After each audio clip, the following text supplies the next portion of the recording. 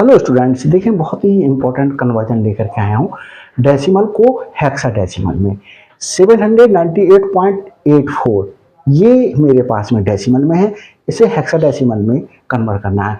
तो हेक्साडेसिमल में इसके दो पार्ट हो गए। 798 डेसिमल को हेक्साडेसिमल में कन्वर्ट करेंगे, 0.84 को हेक्साडेसिमल में कन्वर्ट करेंगे। तो 798 को डेसिमल में कन्वर्ट करने हेक्साडेसिमल में कन्वर्ट करने के लिए 16 से डिवाइड करेंगे।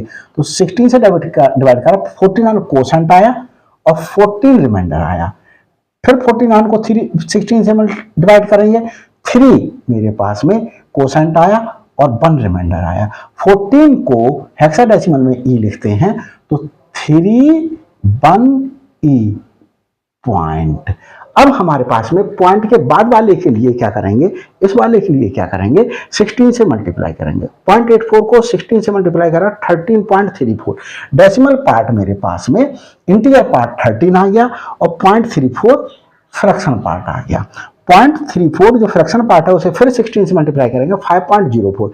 इंटीजर पार्ट 5 आ गया और फ्रैक्शन पार्ट 0.44। इस 0.44 को फिर से 16 से मल्टीप्लाई करेंगे, 7.04। 7 फ्रैक्शन पार्ट आ गया ये, और 0.04 7 इंटीजर पार्ट आ गया, 0.04 फ्रैक्शन पार्ट आ गया। 0.04 को फिर 16 से मल्टीप्लाई करेंगे, 0.64 फ्रैक्शन पार्ट 0.64 आ गया, इंटीजर पार्ट है नहीं, 0 लिख देंगे। 0.64 को फिर 16 से मल्टीप्लाई करेंगे, 10.24। 10 फ्रैक्शन पार्ट 10 इंटीजर पार्ट हो गया, 0.24 फ्रैक्शन पार्ट हो गया। 0.24 को फिर 16 से मल्टीप्लाई करेंगे, 3.84 आ जाएगा। 3 फ्रैक्शन इंटीजर पार्ट और 8.84 हमारे पास में फ्रैक्शन पार्ट। 0.84 को फिर 16 से मल्टीप्लाई करेंगे, 13.34। रिपीटेशन आ गया, बस यहीं रुक जाएंगे, इसे नहीं लिखेंगे। और हमारे पास में 13 को डी लिखते हैं और 10 को ए लिखेंगे। तो यहां से डी 5 7 0 A 3 ये हमारे पास में कन्वर्जन हो गया। Thanks for watching my shorts.